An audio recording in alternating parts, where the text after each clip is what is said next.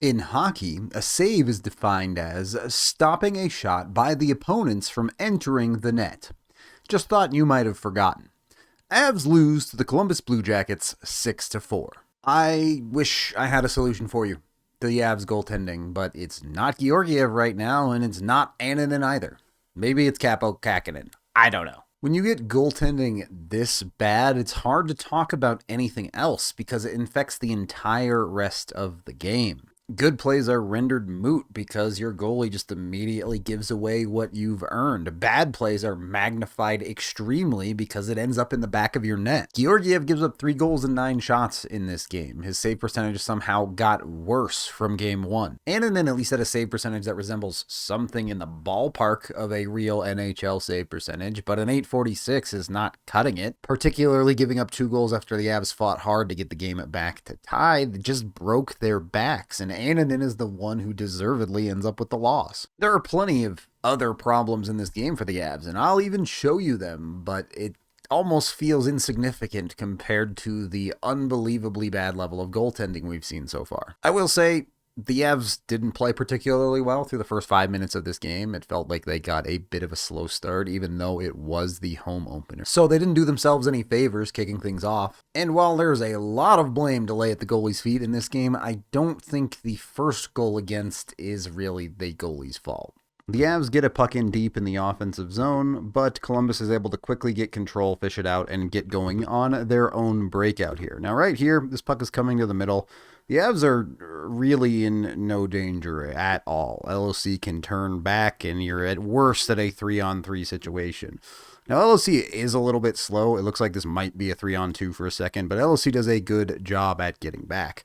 The problem here is Josh Manson. This is his gap right now. Manson, of course, facing forward still. He hasn't turned to keep up with the pace, but he has to be able to keep this man in front of him. It's as simple as that. There's not a whole lot of X's and O's conversation here. Manson just gets caught. He turns late, and by that time, he's already chasing the play, and he's not a fast enough skater to keep up. So he's gone. He's almost entirely ineffective on this play, and when this pass comes across around Gerard, Manson is not able to stop this from being a goal. Just tough for Josh Manson to get beat up the ice there. He's got to be able to break that play up. So, yeah. A poorly played defensive effort is the reason the Avs are down in the initial part of this game. I mean, at least that's something to talk about. At least that's not an absolute stinker of a goal with no X's and O's conversation, and there's not going to be any more of those, right? Oh, there's one literally a minute later? Okay. A routine breakout for Columbus. One quick pass of the blue line is the only pass you're going to see in this play. The Avs are set up fine. They have 4 guys back with only 3 Columbus attackers. This is a nothing play. They even have Kiviranta coming back as the F1. There is nothing going on here. They give the blue line a little bit soft, but that's not that big of a deal. They end up sliding across here, and there is a little bit of a handoff that isn't perfect here. DeHaan is a little bit worried about things coming down the middle, even though this is extremely well covered. You have Kiviranta sagging back. You have Malinsky there to take the man in the middle, and you even have the additional forward on the far side to cover any backdoor shenanigans. This guy is well covered. DeHaan probably could have stepped up and been more of a presence here. But this is such a minor detail, as Ivan does chase well, forces this all the way along the wall, and this is a nothing shot. This is a nothing play. This is, if you as a defense get this shot created, you did your job. It was a good defensive shift, except for the fact that Georgiev just gets beat. That goal just can't go in the net.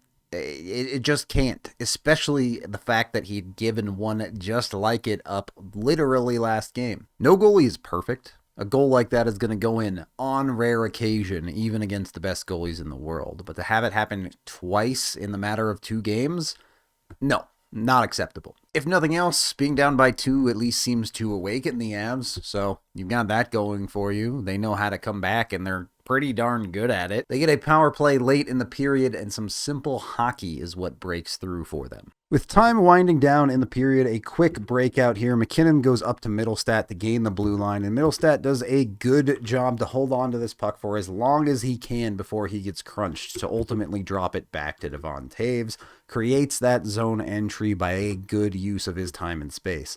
Taves then walks in, and in all this chaos, Columbus has way overcommitted to the zone entry, leaving the far side of the ice entirely uncovered. And this is a Mikko Rantanen walking into that space. You know what he's going to do. He's going to one-time it. It gets saved, but a shot on goal creates a rebound. Ivan, the man to jump out and find this rebound initially. He also doesn't overthink it, just puts another shot on goal. It gets saved. Another rebound springs out, and Columbus has completely collapsed now. You have two of your penalty killers literally standing in the crease, and the other two are entirely out of the play. MacKinnon, pretty pissed off in this game if you watched it, really put some extra oomph into this goal. Look, I know the Avs' top players are good enough to be extremely fancy and make very pretty plays and do all of this awesome stuff, but sometimes you have to throw that out the window and you just have to put the puck towards the net and keep doing it until it goes in. It's a lesson that the Avs failed to learn later in this game, and it's part of the reason they did not win. But you've salvaged the period. You're only down one after a period where you had a bad goal against and you had a defensive mistake. You're right in this game. You just need to tighten the screws a little bit. What's that? Oh, Georgiev gives up another stinker in the first 2 minutes of the second period. Cool. Once again, the Avs get the puck in extremely deep into Columbus's zone. The breakout comes quickly for them, but this is ultimately a nothing play. At worst, this is a 3-on-3 coming down the ice. There is virtually nothing for Columbus to do here, and they don't really do anything. You see DeHaan, unlike the earlier goal, plays with the puck carrier this time, and there's nothing. There's nothing to take here for Fantilli, so he throws a puck at Georgiev's 5-hole, and Georgiev just lets it in. I don't know what to tell you, and Jared Bednar doesn't either, because it was the quick yank for Georgiev after that. It's just too hard to win hockey games this way. The Avs immediately respond. They immediately push back. They immediately get those goals back, which makes this game a tie, when if they didn't give up those soft goals, a push from the Avs should have been giving them the lead. But I'm getting ahead of myself here. Let's watch the Avs get these goals back. This is what's supposed to happen when the Avs get the puck in deep. You win a race, Miles Wood gets to it, it sets up an offensive zone possession. A nice pinch from Calvin DeHaan to get in deep and keep this possession alive for the Avs. Avs being a little bit aggressive here. LOC, probably the forward that should be responsible here, is below the hashes, but they're down 2. You got to press a little bit. DeHaan tries a little wraparound move. It's not fancy or pretty, but it creates chaos in front of the net. This is where the Avs bottom 6 should thrive, and it does. This is Parker Kelly right here, reaching through a man, almost bent all the way over, somehow finds a way to control this puck and just slide it out to a charging Miles Wood. They connect beautifully, and Wood is somehow able to thread a needle down low, and it finds its way into the net. A really nice play from Parker Kelly on that first goal to be able to find that puck and get it to a teammate. Miles Wood, all over the place this game. Did a little bit of everything, a little bit crazy at times too, but a goal that was important for Colorado to keep themselves fighting. I will credit the Avs. They do lean on a little bit of grease and hard work to get this part of the comeback done. On the power play, they settle for a simple shot from Cale Makar.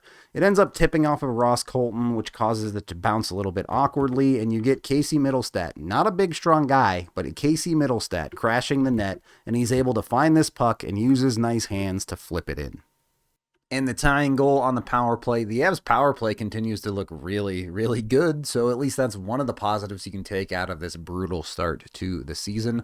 But on top of that, Casey Mittelstadt playing with those top guys, not just on that power play, but he spent a good amount of time at 5-on-5 with MacKinnon and Rantanen too, because Bednar had the blender going with his choppy lineup. He looked really good there. Unfortunately, I don't think the Avs have the flexibility to play a center at wing all that often, but in extreme circumstances like missing Jonathan Drouin right now, he works there. And you have to give some credit to the Avs stars. Both Makar and MacKinnon would end up with 2 points each at the end of the night. They're doing their job. You throw in a point from Rantanen, it's a 5-point night from your best players. Mission accomplished on the offensive side. They scored 4 goals in this game. That should win you the game the majority of the time. The Avs have done it in both games this year, and they're 0-2. I didn't shout him out earlier, but also shout out Ivan. That was his first point on the Avs' first goal of this game, and he genuinely might have been the Avs' best player in this game. He wasn't on the ice a ton because he's playing in a fourth-line role, but Bednar clearly sensed something was working with him and gave him that power play opportunity to get that point. Ivan consistently working hard and playing simple hockey is maybe something the Avs need a little bit more of. All right, cool, it's back to tie. The Avs can reset the game. Oh, Columbus scores within a minute. All right. Admittedly, this is a pretty brutal clearing attempt from Casey Mittelstadt. This is not good enough to slowly throw this up the boards. That's never getting out of the zone in a million years. Sets up the Avs extremely awkwardly as Taves commits to the puck carrier. Mittelstadt more or less down and out of the play. You have your two high forwards. That leaves Cale Makar to have to try and deal with this quick shot coming in. And you don't see it because the camera doesn't catch it, but I promise you that puck hits Justus Annunen square in the blocker. Square in the blocker. Should be a save. And somehow it crawls up over him and rolls into the net. No Justus touching the puck, but it's still going in the net does not count as a save. It's infuriating to watch a team play like this. I can't even imagine what it feels like to be a skater while these things are happening. You must be absolutely losing your mind at your own goaltenders. And instead of this being an exciting, close game for the second half of it, the Columbus just goes up by 2 again. A shot from Ritchie here gets sprung out hard and looks for a second like it might be a 3-on-2 for Columbus, but credit to the Avs forwards, both Ritchie and Colton, on their horse to get back and prevent that. That leads us to more or less a 2-on-2 situation initially.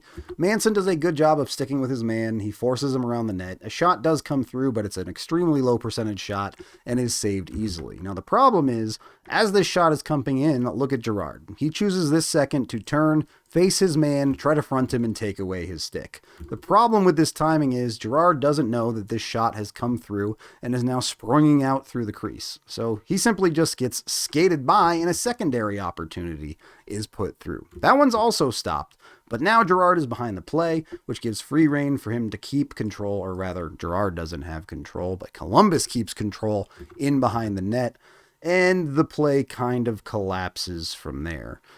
2 things happen. 1, Josh Manson stumbles behind the net, completely loses his man. And 2, Colton gets caught in no man's land. He's not defending anything here. He's not defending this guy potentially stepping out or this man wrapping around. He's not defending the man in the middle either. Now, to be fair, Ritchie has overextended and is also not covering anything. This probably should be Ritchie's man in the middle. If it is, that means Colton is tied to the man down deep. That's the man who gets the puck. Colton is now kind of defending the same guy Ritchie is. I don't know. This is a mess of a defensive play, and puck go net. Look, at least that goal has some poor defense from both Girard and Colton on it. You can look elsewhere to the issue there. But look, at that point, the Avs have been outscored at 5-on-5, 5-1. When you dig into the numbers, their expected goals against in that stretch is just a single goal. That's 4 goals just given away. You can't play hockey like that. Well, that's not true. The Avs are actively playing hockey like that, but you certainly cannot win hockey games like that. And then I have to say the third period was pretty disappointing for me for the Avs skaters. Hey, that's something different, at least the first period of the season where the goaltender isn't the biggest problem. Down to the Avs muster just 7 shots on goal in the third period, and that makes it look better than it was.